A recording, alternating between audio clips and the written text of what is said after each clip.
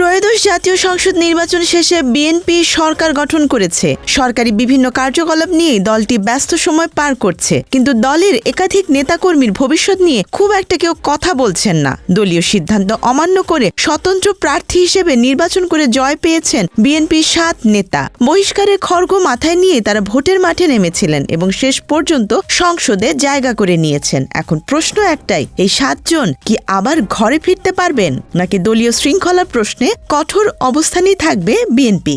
দলের নীতি নির্ধারণী পর্যায়ের একাধিক সূত্র বলছে, বিদ্রোহ করে জয়ী হলেই দলে ফেরার পথ স্বয়ংক্রিয়ভাবে খুলে যায় না। বিষয়টি পুরোপুরি নির্ভর করছে রাজনৈতিক কৌশল, সংসদীয় সমীকরণ এবং দলীয় শৃঙ্খলার বার্তার উপর।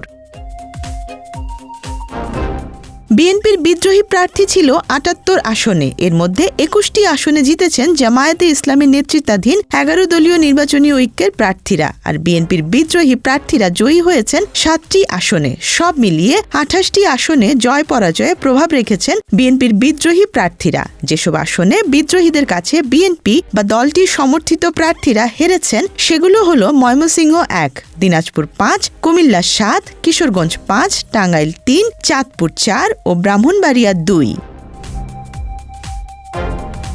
ব্রাহ্মণবাড়িয়া ২ আসনে বিএনপি থেকে বহিষ্কৃত স্বতন্ত্র প্রার্থী রুমিন ফারহানা বড় ব্যবধানে জয়ী হয়েছেন। টাঙ্গাইল ৩ আসনে স্বতন্ত্র প্রার্থী লুৎফর রহমান খান আজাদ, কিশোরগঞ্জ ৫ আসনে শেখ মুজিবুর রহমান, চাঁদপুর ৪ আসনে আব্দুল হান্নান, কুমিল্লা ৭ আসনে আতিকুল আলম শাওন, ময়মনসিংহ ১ আসনে সালমান ওমর, দিনাজপুর ৫ আসনে AZM রেজওয়ানুল হক বিএনপি থেকে বিদ্রোহী হয়ে জয়ী হয়েছেন। এর মধ্যে কেন্দ্রীয় কমিটির অনেক নেতাও রয়েছেন।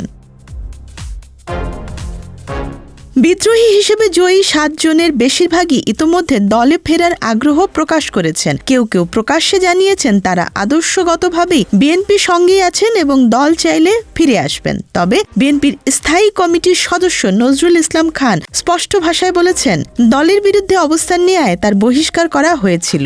দলে ফেরানোর বিষয়ে এখনো কোনো আনুষ্ঠানিক আলোচনা হয়নি।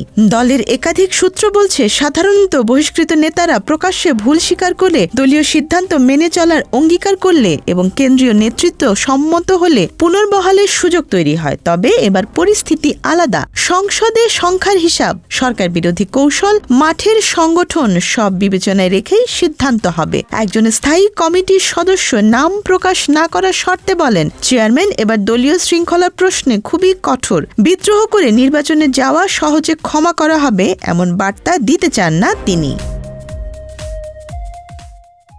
৭ জন ছাড়া বাকি অধিকাংশ বিদ্রোহী প্রার্থী বড় ব্যবধানে পরাজিত হয়েছেন। নির্বাচনী ফলাফল তাদের ব্যক্তিগত জনপ্রিয়তার ধারণাকে প্রশ্নের মুখে ফেলেছে। দলীয় প্রতীক ছাড়া ভোট ব্যাংক কতটা দুর্বল তা স্পষ্ট হয়েছে ফলাফলে। ঢাকা ১৪ আসনে পরাজিত সৈয়দ আবু বকর সিদ্দিক সাজু বলেন, আজীবন বিএনপির রাজনীতি করেছি। দল যদি পুনর্বিবেচনা করে আমি দলের জন্য কাজ করতে প্রস্তুত। নাটোর ১ আসনের পরাজিত নেতা তাইফুল ইসলাম টিপুও বলেন, আদর্শিকভাবে আমি বিএনপিতেই আছি, কর্মী হিসেবেও কাজ করতে রাজি। তবে হাইকমান্ডের বার্তা স্পষ্ট, দল আগে, ব্যক্তি পরে।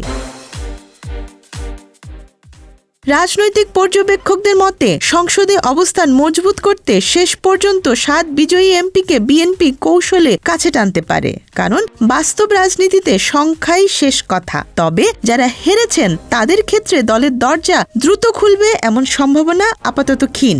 একদিকে দলীয় শৃঙ্খলা ও নেতৃত্বের কর্তৃত্ব প্রতিষ্ঠার প্রশ্ন, অন্যদিকে সংসদীয় রাজনীতির বাস্তবতা। এই দুইয়ের ভারসাম্য রক্ষা করেই সিদ্ধান্ত নিতে হবে বিএনপিকে। বিদ্রোহীদের আকুতি এখন প্রকাশ্য, কিন্তু শেষ কথা বলবে হাইকমান্ডই। প্রশ্ন রয়ে গেছে, বিএনপি কি রাজনৈতিক বাস্তবতার কাছে নমনীয় হবে, নাকি দলীয় শৃঙ্খলার বার্তা দিতে কঠোর অবস্থান বজায় রাখবে? Desk report, Dhaka express.